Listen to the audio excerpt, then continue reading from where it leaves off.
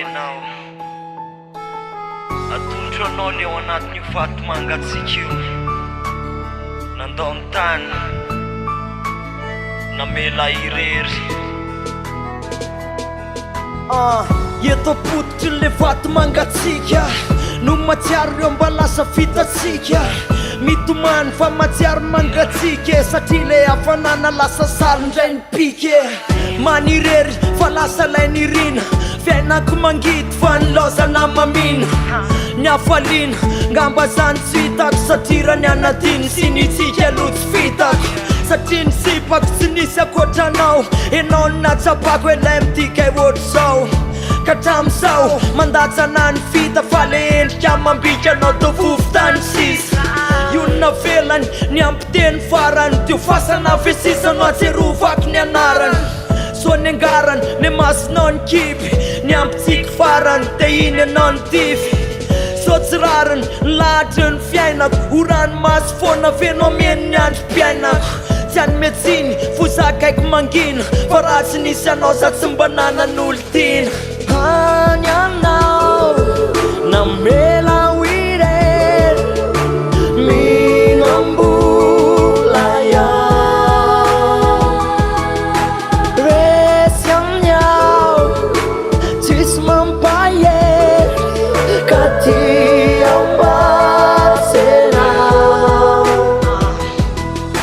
enao ny lasa lofa za naraka ato arina resy atemipapika hoe lafiny akofina satria mangina lozanao tefery afizam-batsenao fa to tsy vitako no irery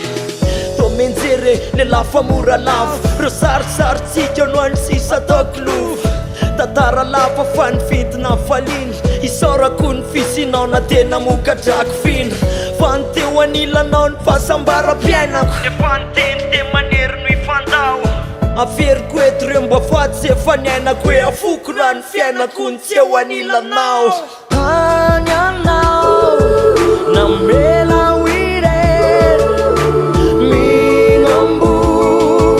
iaho resy aminao tsisy mampahery ka tia mbatsenao vola iaho na aminao ka tia mbatsenao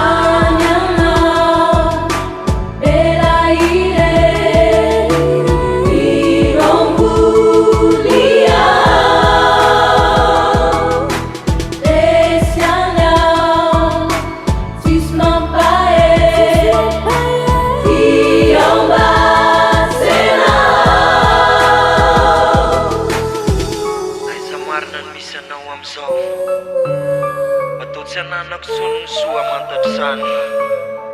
nefa na firifiry taona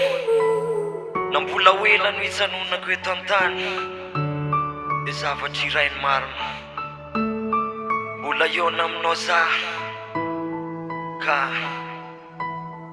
mba tsenao